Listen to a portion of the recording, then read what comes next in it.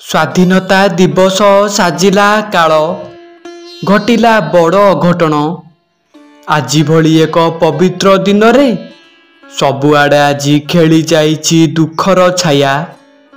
ଏତେ ବଡ଼ ଅଘଟଣ ଆଗରୁ କେବେ ଘଟିନଥିଲା। ଘଟଣାଟି ଆରମ୍ଭ କରିବା ପୂର୍ବରୁ ଆପଣମାନେ ଯଦି ଜଗତର ନାଥ ମହାପ୍ରଭୁ ଶ୍ରୀ ଜଗନ୍ନାଥଙ୍କୁ ମନରେ ଟିକେ ବି ଭକ୍ତି କରନ୍ତି, ମହାପ୍ରଭୁଙ୍କୁ ନିଜର କୁଳ ଦେବତା ବୋଲି ଭାବନ୍ତି, ତାହେଲେ କମେଣ୍ଟ ବକ୍ସରେ ଜୟ ଜଗନ୍ନାଥ ବୋଲି ଲେଖି ଦିଅନ୍ତୁ। କଟକ ଜିଲ୍ଲା ଅନ୍ତର୍ଗତ ଭାଗବତପୁର ଗାଁରେ ସୌମ୍ୟରଞ୍ଜନ ସାହୁ ରହନ୍ତି। ତାଙ୍କ ପରିବାର କହିଲେ ସ୍ତ୍ରୀ ପୂଜା ସାହୁ, ବାପା ମା ଆଉ ତାଙ୍କର ଗୋଟେ 6 ବର୍ଷର ପୁଅ ରାହୁଲ। ପୁଅକୁ ସୌମ୍ୟବାବୁ ଗାଁ ସ୍କୁଲରେ ପ୍ରଥମ ଶ୍ରେଣୀରେ 2 ମାସ ତଳେ ନାଁ ଲେଖେଇଛନ୍ତି। ପୁଅ ରାହୁଲ ଭଲ ପାଠ ବି ପଢ଼େ। ସ୍କୁଲର ଶିକ୍ଷକ ଶିକ୍ଷୟିତ୍ରୀ ତାକୁ ଭାରି ଭଲ ପାଆନ୍ତି।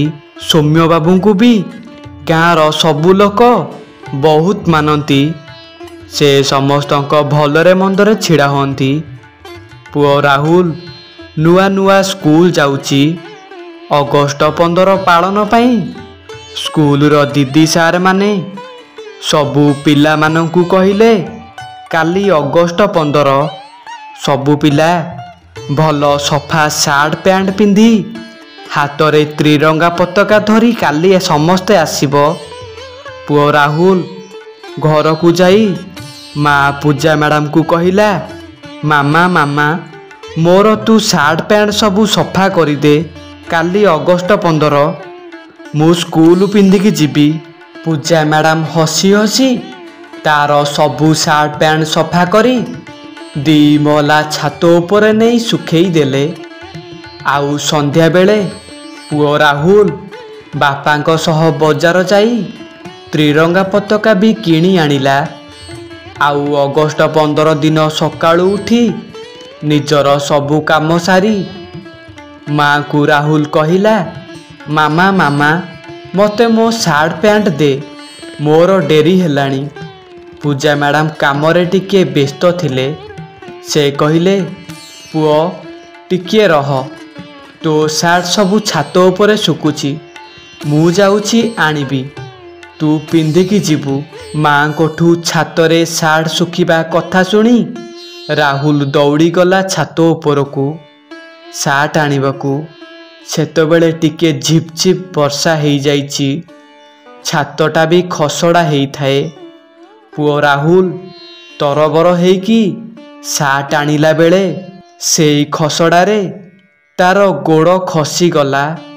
ଆଉ ରାହୁଲ ଚିତ୍କାର କରି 2 ମହଲା ଛାତ ତଳୁ ଖସି ପଡ଼ିଲା। ମା ପୂଜା ବି ସେତିକି ବେଳେ ପୁଅର ସାର୍ଟ ଆଣିବା ପାଇଁ ଛାତକୁ ଯାଇ ଦେଖିଲା ବେଳକୁ ପୁଅ ଛାତରୁ ତଳକୁ ଖସି ପଡ଼ିଛି। ପୂଜା ମ୍ୟାଡ଼ାମଙ୍କର ଆଖି ହଠାତ୍ ବୁଜି ହେଇଗଲା। ଆଉ ସେ ଗୋଟା ସୁଦ୍ଧା ଥରିବାକୁ ଲାଗିଲେ।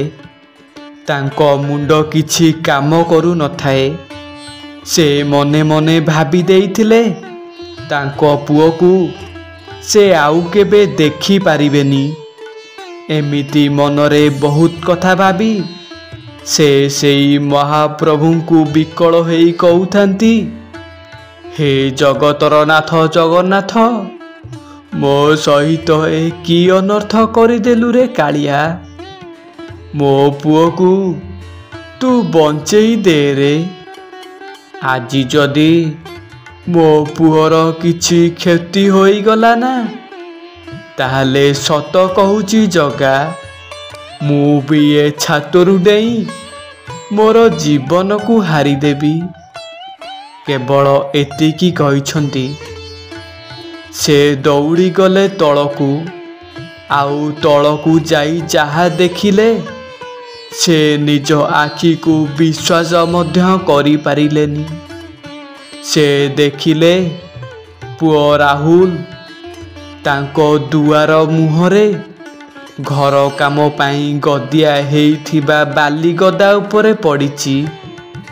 ଆଉ ତାର ଟିକେ ବି କ୍ଷତି ହେଇନି।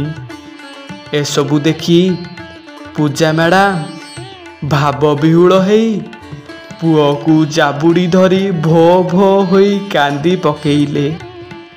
ଆଉ ମନେ ମନେ କହୁଥାନ୍ତି, ଧନ୍ୟରେ ତୁ ଲୀଳାମୟ ଠାକୁର, ଧନ୍ୟ ତୋର ଲୀଳା। ମୁଁ ଆଜି ମୋ ଭକ୍ତିର ପ୍ରମାଣ ପାଇଗଲି ରେ ଜଗା। ତୋ ଲୀଳା କେବଳ ତୋତେ ହିଁ ଜଣା।